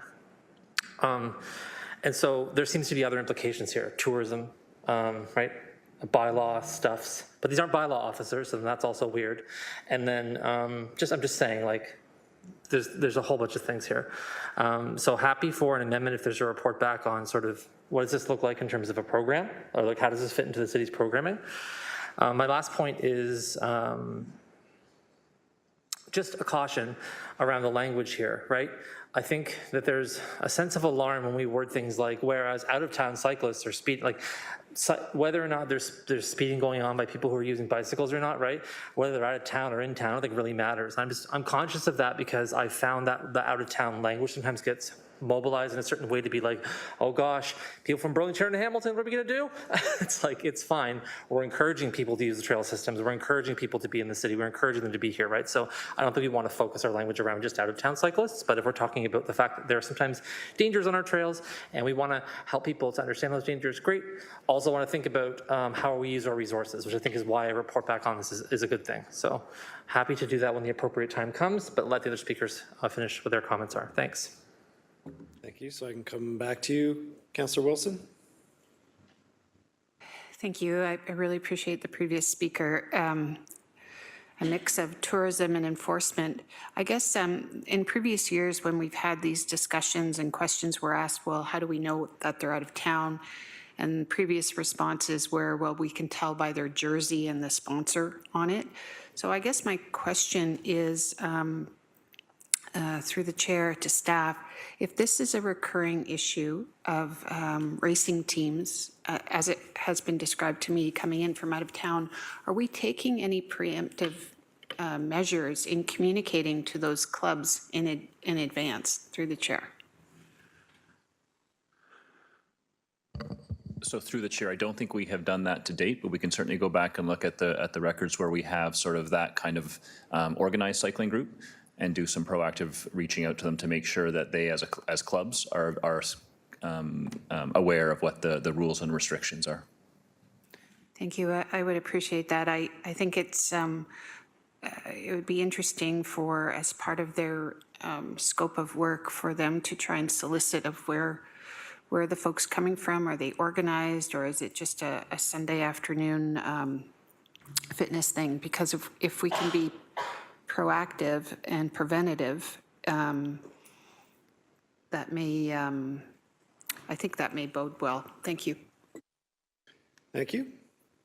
So no further speakers, so Councillor Cratch, I'll come back to you for an amendment. Yeah, if it's a friendly amendment, then yeah, it's just really simple that city staff and planning and economic development report back on the implementation and evaluation of this, I don't know if it's a service, but I'll say service of this program, perhaps, citywide, when they next report back on the annual whatever. I'm just doing a great job here, but Director Ciriello said something about there's a report back about the efficacy of this thing, or the effectiveness of it, I should say. And so perhaps at that time we could have a further report back on the potential for integrating this into the city's budget process. I'll send you something. Kelsey, sorry. Thank you. So Councillor Francis, that's a friendly amendment if you choose to accept it. Okay. So the report back is on the efficacy of the program and also on potential to integrate this program into the overall city operating budget. Okay. So then we have the motion as amended on the floor. Sorry, Councillor Wilson? Thank you, Chair. Could we include in that the possibility of outreach if there are in fact racing clubs coming? Thank you. Is that okay, Councillor Francis? I'm not sure that needs to be part of the motion. Did we want to? Through the chair to the councillor, I'm happy to take that away and ensure that it's included in the report back when we bring it back to council. Is that okay? Yep, thank you, Chair. Normally, we're asked to ensure it's put forward in a motion, but thank you to Director Cirillo. Thank you. Okay. I have it on the floor. All in favor or opposed?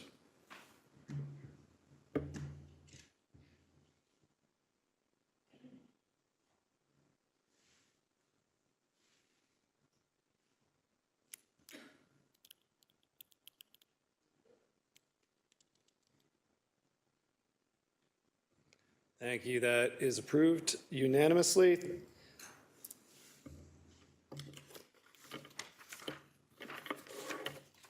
So moving on to item 14, this is our general information and outstanding business list. I need a mover and a seconder to approve the changes to the outstanding business list. Moved by Councillor Nan, seconded by Councillor Kassar. Any discussion on the OBL? Seeing none.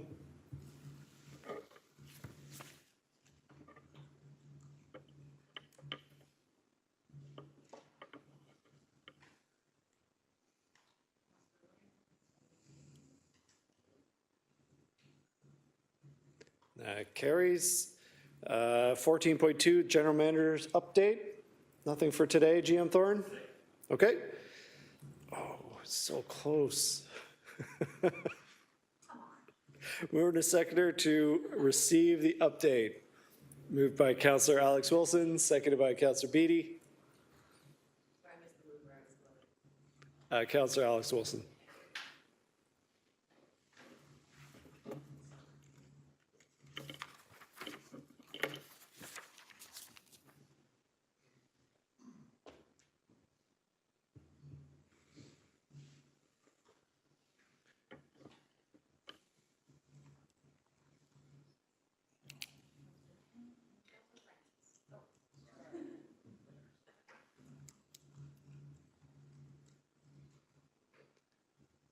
Thank you. That is approved. On to the closed session minutes from April 18th, 2023.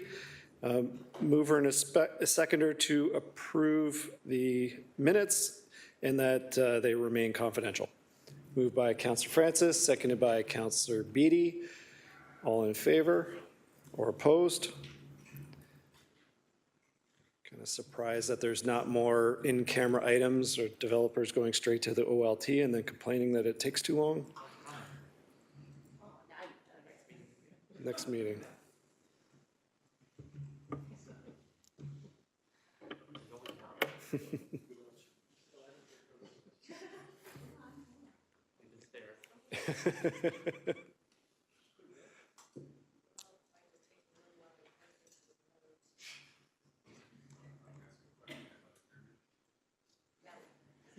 That is approved unanimously. Thank you. And adjournment.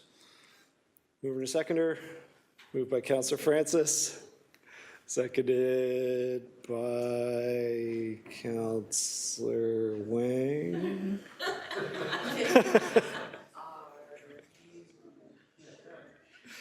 All in favor?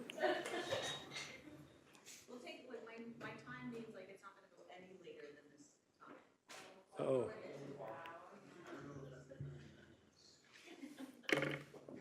It's pretty close, 11:38.